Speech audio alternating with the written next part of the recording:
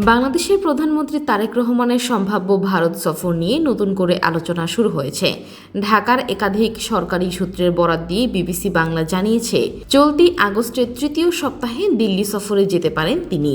সম্ভাব্য সফরের তারিখ হিসেবে ২১ ও ২২ অগস্ট সামনে এসেছে, তবে কূটনৈতিক আলোচনার কারণে এই তারিখ ১-২ দিন এগিয়ে বা পিছিয়ে যেতে পারে। সংশ্লিষ্ট কর্মকর্তারা জানিয়েছেন, ভারতের পক্ষ থেকে দ্বিপক্ষীয় এই সফরের প্রস্তাব এসেছে। বাংলাদেশের পক্ষ থেকেও প্রধানমন্ত্রী তারেক রহমানের সফরে যাওয়ার বিষয়ে ইতিবাচক অবস্থান জানানো হয়েছে। তবে সফর চূড়ান্ত করার আগে বাংলাদেশের পক্ষ থেকে কয়েকটি বিষয়ের নিশ্চয়তা চাওয়া হচ্ছে। এর মধ্যে সবচেয়ে গুরুত্বপূর্ণ বিষয় হচ্ছে ভারতে অবস্থানরত সাবেক প্রধানমন্ত্রী শেখ হাসিনার রাজনৈতিক কর্মকাণ্ড। ২০২৪ সালের ৫ই অগস্টের পর থেকে ভারতে অবস্থান করছেন শেখ হাসিনা। বাংলাদেশের কর্মকর্তাদের অভিযোগ, সেখান থেকে বিভিন্ন সময়ে তিনি রাজনৈতিক বক্তব্য ও কর্মকাণ্ড চালিয়ে যাচ্ছেন। এসব বক্তব্য বাংলাদেশের অভ্যন্তরীণ রাজনীতিতে বিতর্ক ও উত্তেজনা তৈরি করছে বলেও দাবি করছেন তারা। এ কারণে ঢাকা চাইছে ভারত থেকে শেখ হাসিনা যেন বাংলাদেশের অভ্যন্তরীণ রাজনীতি নিয়ে আর সক্রিয় বক্তব্য বা রাজনৈতিক কর্মকাণ্ড চালাতে না পারেন। বিবিসি বাংলার প্রতিবেদনে বলা হয়েছে, এই বিষয়ে ভারতের পক্ষ থেকে এক ধরনের নিশ্চয়তা দেওয়ার কথা বাংলাদেশকে জানানো হয়েছে। তবে ঢাকার পক্ষ থেকে আরও স্পষ্ট ও পূর্ণ নিশ্চয়তা চাওয়া হচ্ছে। এই বিষয়টির সমাধান হলেই তারেক রহমানের দিল্লি সফর চূড়ান্ত হওয়ার সম্ভাবনা রয়েছে বলে জানিয়েছেন সংশ্লিষ্ট কর্মকর্তারা। এদিকে ভারতের একটি গণমাধ্যমেও আগামী সপ্তাহের মাঝামাঝি তারেক রহমানের ২ দিনের সফর ভারতের সম্ভাবনার কথা জানানো হয়েছে। সফরটি শেষ পর্যন্ত হলে এটি হবে প্রধানমন্ত্রী হিসেবে তারেক রহমানের প্রথম ভারত সফর। দুই দেশের সম্পর্কের দিক থেকেও এই সফর গুরুত্বপূর্ণ হতে পারে, কারণ বাংলাদেশ ও ভারতের মধ্যে সীমান্ত, বাণিজ্য, পানি বণ্টন, যোগাযোগ এবং নিরাপত্তা সহ বেশ কয়েকটি গুরুত্বপূর্ণ ইস্যু রয়েছে। তাই দিল্লিতে প্রধানমন্ত্রী নরেন্দ্র মোদীর সঙ্গে তারেক রহমানের বৈঠক হলে এসব বিষয়ে আলোচনায় আসতে পারে বলেও ধারণা করা হচ্ছে। এর পাশাপাশি ভারতের পক্ষ থেকে রয়েছে আরও একটি গুরুত্বপূর্ণ আমন্ত্রণ। সেপ্টেম্বরে নয়াদিল্লিতে অনুষ্ঠিত হওয়ার কথা রয়েছে ব্রিক্স সম্মেলন। বিমস্টেকের বর্তমান চেয়ারম্যান হিসেবে প্রধানমন্ত্রী তারেক রহমানকে ওই সম্মেলনে আমন্ত্রণ জানানো হয়েছে। তবে ব্রিক্স সম্মেলনে তিনি অংশ নেবেন কিনা সেই বিষয়ে এখনও কোনো চূড়ান্ত সিদ্ধান্ত নেওয়া হয়নি। সব মিলিয়ে তারেক রহমানের সম্ভাব্য দিল্লি সফরকে ঘিরে ঢাকা ও নয়াদিল্লির মধ্যে কূটনৈতিক তৎপরতা বাড়ছে। তবে এখনও সফরের তারিখ আনুষ্ঠানিকভাবে ঘোষণা করা হয়নি, ফলে ২১ বা ২২ আগস্টের সফরটি শেষ পর্যন্ত নিশ্চিত হয় কিনা সেটি এখন দেখার বিষয়। আর সফর নিশ্চিত হলে শেখ হাসিনাকে ঘিরে বাংলাদেশের প্রত্যাশা কতটা পূরণ হয়, দুই দেশের শীর্ষ নেতৃত্বের বৈঠকে কোন কোন বিষয় গুরুত্ব পায় এবং বাংলাদেশ ভারত সম্পর্কে নতুন কোনো সমীকরণ তৈরি হয় কিনা সেদিকেই থাকবে সবার নজর।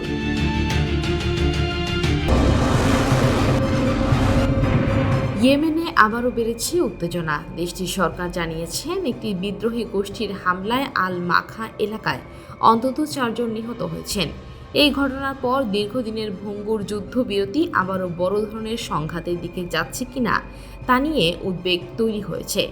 আল জাজিরার প্রতিবেদনে বলা হয়েছে, সাম্প্রতিক সময়ে ইয়েমেনের বিভিন্ন ফ্রন্ট লাইনে সরকারি বাহিনী ও বিদ্রোহী গোষ্ঠীর মধ্যে সংঘর্ষ বেড়েছে। এতে বেসামরিক মানুষ ও সামরিক সদস্য দুই পক্ষেই হতাহতের খবর পাওয়া যাচ্ছে। এর আগে মোকা বন্দর শহরেও মামলার খবর পাওয়া যায়। ইয়েমেনের সামরিক বাহিনীর দাবি, ওই হামলায় বেশ কয়েকজন নিহত ও আহত হয়। হামলায় ক্ষেপণাস্ত্র ও ড্রোন ব্যবহারের অভিযোগও উঠেছে। মোকা বন্দর ইয়েমেনের পশ্চিম উপকূলে লোহিত সাগরের পাশে অবস্থিত। কৌশলগতভাবে এই অঞ্চল অত্যন্ত গুরুত্বপূর্ণ, কারণ এর কাছে রয়েছে বাব আল মান্দাব প্রণালী, যা আন্তর্জাতিক বাণিজ্য ও জ্বালানি পরিবহনের অন্যতম গুরুত্বপূর্ণ সমুদ্রপথ। শুধু স্থলভাগেই নয়, সমুদ্রপথেও উত্তেজনা বাড়ছে। সাম্প্রতিক সময়ে এই অঞ্চলে বাণিজ্যিক জাহাজকে লক্ষ্য করে হামলার ঘটনাও ঘটেছে। এতে নাবিক ও উদ্ধারকর্মীদের হতাহতের খবর পাওয়া গেছে। এই পরিস্থিতিতে জাতিসংঘ সতর্ক করেছে, ইয়েমেন আবারও বড় ধরনের যুদ্ধে ফিরে যাওয়ার ঝুঁকিতে রয়েছে। বিশ্লেষকদের আশঙ্কা, ইয়েমেনের অভ্যন্তরীণ সংঘাত যদি আবার বড় আকার নেয়, তাহলে এর প্রভাব শুধু দেশটির মধ্যেই সীমাবদ্ধ থাকবে না, লোহিত সাগর ও বাব আল মান্দাবের মতো গুরুত্বপূর্ণ নৌপথে নিরাপত্তা সংকট তৈরি হলে আন্তর্জাতিক বাণিজ্য ও জাহাজ চলাচলেও নতুন চাপ তৈরি হতে পারে। এরই মধ্যে সৌদি আরবের বিভিন্ন স্থাপনাকে ঘিরেও হামলার দাবি সামনে এসেছে। ফলে ইয়েমেনের সংঘাত আবারও আঞ্চলিক উত্তেজনার সঙ্গে ছড়িয়ে পড়ার আশঙ্কা তৈরি হচ্ছে। সব মিলিয়ে আল মাখায় সর্বশেষ হামলা শুধু একটি বিচ্ছিন্ন ঘটনা, নাকি ইয়েমেনের দীর্ঘদিনের ভঙ্গুর যুদ্ধবিরতি ভেঙে নতুন সংঘাতের সূচনা, এখন সেটি সবচেয়ে বড় প্রশ্ন। ইয়েমেনে কি আবার পূর্ণমাত্রার যুদ্ধ শুরু হতে যাচ্ছে, নাকি কূটনৈতিক উদ্যোগের মাধ্যমে পরিস্থিতি নিয়ন্ত্রণে রাখা সম্ভব হবে? আগামী কয়েকদিনের পরিস্থিতি দিতে পারে সেই প্রশ্নের উত্তর।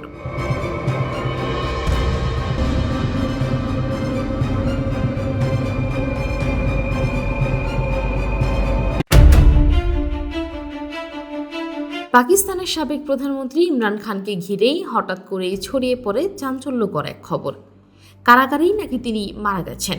সামাজিক যোগাযোগ মাধ্যমে দ্রুত ছড়িয়ে পড়া এই দাবিতে উদ্বেগ তৈরি হয় ইমরান খানের সমর্থকদের মধ্যে। এমনকি একজন পাকিস্তানি সাংবাদিকও কয়েকজন সামরিক কর্মকর্তার সূত্র উল্লেখ করে ইমরান খানের মৃত্যুর আশঙ্কার কথা প্রকাশ করেন। তবে তিনি নিজেও স্বীকার করেছিলেন তার সূত্রগুলো কেউ সরাসরি ইমরান খানকে দেখেননি। ফলে দাবিটির স্বাধীন কোনো নিশ্চিত প্রমাণও পাওয়া যায়নি।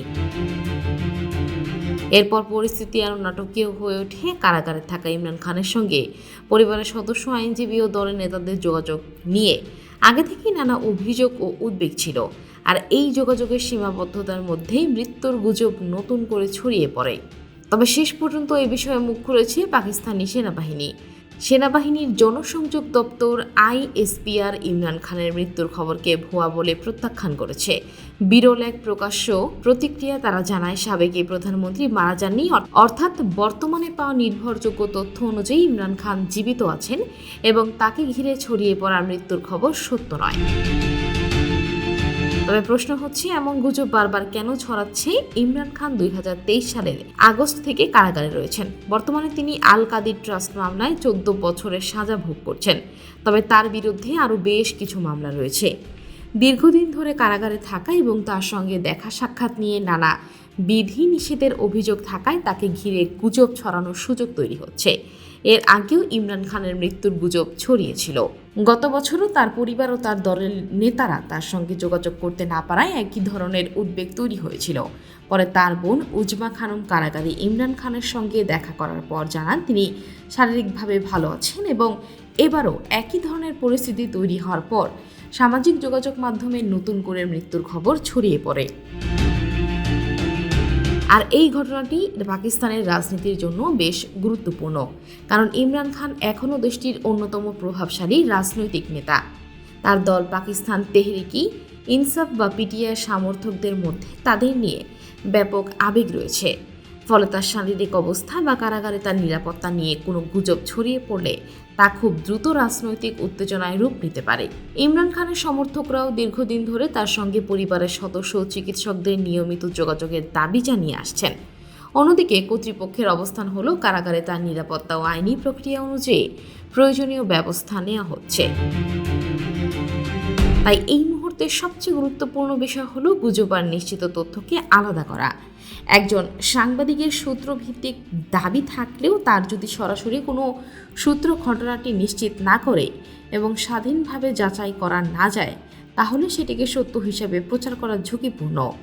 আর এবার পাকিস্তান বাহিনীর প্রকাশ্য বক্তব্য সেই মৃত্যুর গুজবকে সরাসরি নাকচ করেছে। তবে ইমরান খানকে ঘিরে রাজনৈতিক উত্তেজনা যে শেষ হয়ে গেছে এমনটা বলা যাচ্ছে না। তার কারাবাস, স্বাস্থ্য, পরিবারের সঙ্গে সাক্ষাৎ এবং ভবিষ্যৎ রাজনৈতিক ভূমিকা সবকিছুই পাকিস্তানের রাজনীতিতে এখনও বড় আলোচনার বিষয়। তাই আপাতত পরিষ্কার বার্তা হলো, ইমরান খান মারা যাননি। তার মৃত্যুর যে খবরটি ছড়িয়ে পড়েছিল সেটিকে পাকিস্তান সেনাবাহিনী ভুয়া বলে জানিয়েছেন। তবে ভবিষ্যতে তার স্বাস্থ্য ও কারাবাস নিয়ে নতুন কোনো তথ্য সামনে এলেও সেটি স্বাধীনভাবে যাচাই করা হবে সবচেয়ে গুরুত্বপূর্ণ। কারণ রাজনৈতিক উত্তেজনার সময় একটি মিথ্যা খবরও মুহূর্তের মধ্যে পুরো দেশের পরিস্থিতিকে বদলে দিতে পারে।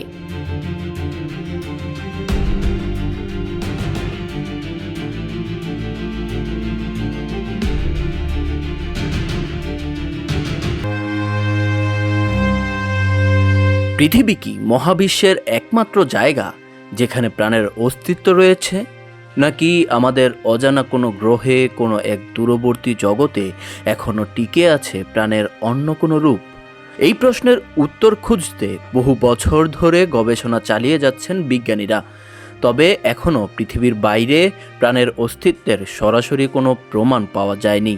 তবুও সম্ভাবনাটি উড়িয়ে দিচ্ছেন না বিজ্ঞানীরা, কারণ মহাবিশ্বে রয়েছে বিপুল সংখ্যক গ্যালাক্সি এবং হাজার হাজার শনাক্ত করা এক্সোপ্ল্যানেট, অর্থাৎ সৌরজগতের বাইরের গ্রহ।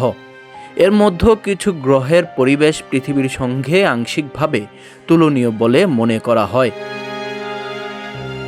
বিশেষ করে কোনো গ্রহে তরল পানির উপস্থিতির সম্ভাবনা থাকলে সেখানে প্রাণের উপযোগী পরিবেশ থাকার বিষয়টি বিজ্ঞানীদের আগ্রহ বাড়িয়ে দেয়। এর মধ্যে রয়েছে প্রক্সিমা সেন্টাউরি বি, যা পৃথিবী থেকে প্রায় 4.24 আলোকবর্ষ দূরে। এছাড়া ট্রাপিস্ট এক্স সিস্টেমের কয়েকটি গ্রহ বিজ্ঞানীদের বিশেষ নজরে রয়েছে। তবে এখানেই আসে ধর্মীয় একটি গুরুত্বপূর্ণ প্রশ্ন: কোরআনে কি পৃথিবীর বাইরে অন্য কোনো প্রাণ বা পৃথিবীর মতো অন্য জগতের অস্তিত্বের ইঙ্গিত রয়েছে? দৈনিক জনকণ্ঠের প্রতিবেদনে এ প্রসঙ্গে সূরা আত-তালাকের 12 নম্বর আয়াত এবং সূরা আশ-শূরার 29 নম্বর আয়াতের কথা উল্লেখ করা হয়েছে। সূরা আত-তালাকে বলা হয়েছে, আল্লাহ 7 আকাশ সৃষ্টি করেছেন এবং পৃথিবীরও অনুরূপ সৃষ্টি করেছেন। আবার সূরা আশ-শূরার 29 নম্বর আয়াতে আকাশমণ্ডলী ও পৃথিবীর সৃষ্টি এবং উভয়ের মধ্যে ছড়িয়ে দেওয়া জীবজন্তুর কথা উল্লেখ রয়েছে। এই আয়াতগুলোর ব্যাখ্যা নিয়ে ইসলামী চিন্তাবিদদের মধ্যে বিভিন্ন মত রয়েছে। কেউ কেউ মনে করেন এগুলো পৃথিবীর বাইরের সৃষ্টিজগৎ বা প্রাণের সম্ভাবনার দিকে ইঙ্গিত করতে পারে। আবার অনেক আলেম মনে করেন আয়াতের অর্থকে সরাসরি আধুনিক বিজ্ঞানের এলিয়েন ধারণার সঙ্গে মিলিয়ে দেওয়া ঠিক হবে না। অর্থাৎ কোরআন বিন গ্রহের প্রাণের অস্তিত্বকে বৈজ্ঞানিকভাবে প্রমাণ করেছে এমন দাবি করা ঠিক নয়। একইভাবে বিজ্ঞানও এখন পর্যন্ত পৃথিবীর বাইরে প্রাণ খুঁজে পাওয়ার চূড়ান্ত প্রমাণ দিতে পারেনি। তবে ইসলামী সাহিত্যে এ বিষয়ে কিছু ব্যাখ্যাও পাওয়া যায়। প্রতিবেদনে ইবনে আব্বাস রাদিয়াল্লাহু তাআলা আনহু-এর নামে একটি বর্ণনার কথা উল্লেখ রয়েছে। তবে এ বর্ণনার গ্রহণযোগ্যতা নিয়েও আলেমদের মধ্যে মতভেদ রয়েছে। অন্যদিকে বিজ্ঞানীরা এখনও খুঁজছেন জীবনের সম্ভাব্য চিহ্ন, পানি, জৈব অণু, উপযুক্ত তাপমাত্রা এবং এমন পরিবেশ যেখানে জীবন টিকে থাকতে পারে। এর মানে কিন্তু এই নয় যে কোনো গ্রহে পানি পাওয়া গেলেই সেখানে প্রাণ আছে, বরং পানি হলো প্রাণের সম্ভাবনা যাচাইয়ের গুরুত্বপূর্ণ একটি উপাদান মাত্র। তাহলে কি সত্যি পৃথিবীর বাইরে প্রাণ রয়েছে? এ প্রশ্নের উত্তর এখনও অজানা। বিজ্ঞান বলছে সম্ভাবনা রয়েছে, কিন্তু প্রমাণ নেই। আর কোরআনের আয়াতগুলো নিয়ে ইসলামী ব্যাখ্যায় মহাবিশ্বের বিস্তৃত সৃষ্টি ও পৃথিবীর বাইরের সৃষ্টিজগতের সম্ভাবনা নিয়ে আলোচনা রয়েছে। তবে এগুলোকে আধুনিক এলিয়েন তত্ত্বের সরাসরি প্রমাণ হিসেবে উপস্থাপন করা ঠিক নয়। হয়তো ভবিষ্যতের কোনো মহাকাশ অভিযান এমন কোনো সংকেত বা জীবনের চিহ্ন খুঁজে পাবে যা মানুষের মহাবিশ্ব সম্পর্কে ধারণাই বদলে দেবে। আর সেই দিন পর্যন্ত প্রশ্নটি থেকেই যাচ্ছে, আমরা কি মহাবিশ্বে একা, নাকি পৃথিবীর বাইরেও কোথাও রয়েছে জীবনের আরেকটি গল্প?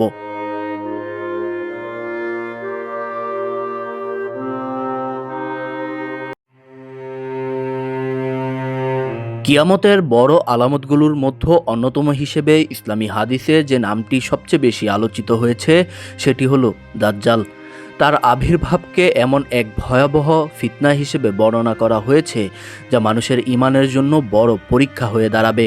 শিক্ষক বাতায়নে প্রকাশিত একটি নিবন্ধনে কোরআন হাদিসের বিভিন্ন বর্ণনার আলোকে দাজ্জালের পরিচয়, তার ফিতনা এবং তা থেকে বাঁচার কিছু উপায় তুলে ধরা হয়েছে। রাসূল সাল্লাল্লাহু আলাইহি ওয়াসাল্লাম সাহাবীদের দাজ্জালের ব্যাপারে সতর্ক করেছেন। হাদিসে এসেছে, পৃথিবীতে আদম আলাইহিস সালামের সৃষ্টি থেকে কিয়ামত পর্যন্ত দাজ্জালের চেয়ে বড় কোনো ফিতনা আর নেই। আর এ কারণেই সব নবী তাদের উম্মতকে তার ব্যাপারে সতর্ক করেছেন। কিন্তু দাজ্জালকে চেনার উপায় কি? হাদিসের বর্ণনায় দাজ্জালের শারীরিক কিছু বৈশিষ্ট্যের কথা বলা হয়েছে। তার একটি চোখ ত্রুটিযুক্ত বা অন্ধ থাকবে, আর তার কপালেই 2 চোখের মাঝখানে কাফির লেখা থাকবে। এমন বর্ণনাও হাদিসে পাওয়া যায়। মুমিনরা আল্লাহর দেওয়া অন্তর্দৃষ্টির মাধ্যমে এই চিহ্ন চিনতে পারবে বলে বর্ণনা রয়েছে। তবে দাজ্জালের সবচেয়ে বড় বিপদ তার শারীরিক পরিচয় নয়, তার ফিতনায়।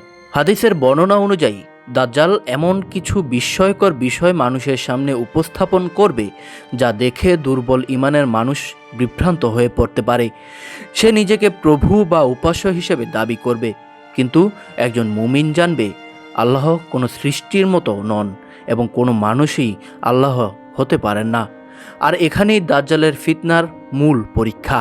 মানুষ যখন চোখের সামনে অস্বাভাবিক কিছু দেখবে, তখন সত্য মিথ্যার পার্থক্য করা কঠিন হয়ে যেতে পারে। তাই শুধু বাহ্যিক দৃশ্য দেখে নয়, ঈমান ও আল্লাহর প্রতি বিশ্বাসের ভিত্তিতে সত্যকে চিনতে হবে। হাদিসে দাজ্জালের পৃথিবীতে বিচরণের কথাও এসেছে। একটি দীর্ঘ বর্ণনায় তামিম দারি রাদিয়াল্লাহু তাআলা আনহুর ঘটনা উল্লেখ করা হয়েছে। সেখানে দাজ্জালের সঙ্গে সাক্ষাতের একটি বিবরণ রাসূল সাল্লাল্লাহু আলাইহি ওয়াসাল্লাম সাহাবীদের সামনে তুলে ধরেছিলেন। ওই বর্ণনায় দাজ্জালের পৃথিবীতে বের হওয়ার এবং বিভিন্ন স্থানে যাওয়ার বিষয়ও এসেছে। তবে এই বর্ণনার সবচেয়ে গুরুত্বপূর্ণ অংশগুলোর একটি হলো মক্কা ও মদিনায় দাজ্জালের প্রবেশ নিষিদ্ধ থাকবে। হাদিসে এসেছে, দাজ্জাল মক্কা ও মদিনায় প্রবেশ করতে চাইলে ফেরেশতারা তাকে প্রতিহত করবে। মদিনার বিভিন্ন প্রবেশ পথেও ফেরেশতাদের পাহারার কথা বর্ণিত হয়েছে। এখন প্রশ্ন, দাজ্জালের ফিতনা থেকে বাঁচার উপায় কি? সবচেয়ে বড় নিরাপত্তা হলো শুদ্ধ ঈমান ও আল্লাহর ওপর দৃঢ় বিশ্বাস। রাসূল সাল্লাল্লাহু আলাইহি ওয়াসাল্লাম দাজ্জালের ফিতনা থেকে আশ্রয় চাইতে শিক্ষা দিয়েছেন। পাশাপাশি সূরা কাহাফের প্রথম দিকের আয়াতের সঙ্গে দাজ্জালের ফিতনা থেকে সুরক্ষা সম্পর্ক নিয়ে হাদিসে নির্দেশনাও পাওয়া যায়। অর্থাৎ দাজ্জালের ঘটনা শুধু ভবিষ্যতের কোনো ভয়ঙ্কর ঘটনা হিসেবেই দেখলে হবে না। ভবিষ্যতে কোনো ভয়ঙ্কর এর মধ্যেও মুসলমানদের জন্য রয়েছে একটি বড় শিক্ষা। প্রতারণা যত বড়ই হোক, ঈমান দুর্বল হলে মানুষ বিভ্রান্ত হতে পারে। আজকের পৃথিবীতে তথ্য প্রযুক্তি, প্রচার ও বিভ্রান্তিকর তথ্য মানুষের চিন্তাকে মুহূর্তের মধ্যে প্রভাবিত করতে পারে। তবে এগুলোকে সরাসরি দাজ্জালের ফিতনা বলে চিহ্নিত করা ঠিক নয়, বরং ইসলামী শিক্ষার আলোকে নিজের ঈমান, জ্ঞান ও সত্য মিথ্যার যাচাইয়ের ক্ষমতা শক্তিশালী করাই মূল শিক্ষা। তাই দাজ্জাল কখন আসবে এ নিয়ে অনুমান করার চেয়ে একজন মুসলমানের জন্য গুরুত্বপূর্ণ হলো নিজের ঈমানকে শক্ত করা, আল্লাহর উপর বিশ্বাস রাখা এবং রাসূল সাল্লাল্লাহু আলাইহি ওয়াসাল্লামের শেখানো আমল অনুসরণ করা। কারণ কিয়ামতের আলামত নিয়ে আলোচনা যতই হোক, একজন মুমিনের সবচেয়ে বড় প্রস্তুতি হলো আল্লাহর কাছে ঈমানের সঙ্গে অবিচল থাকা।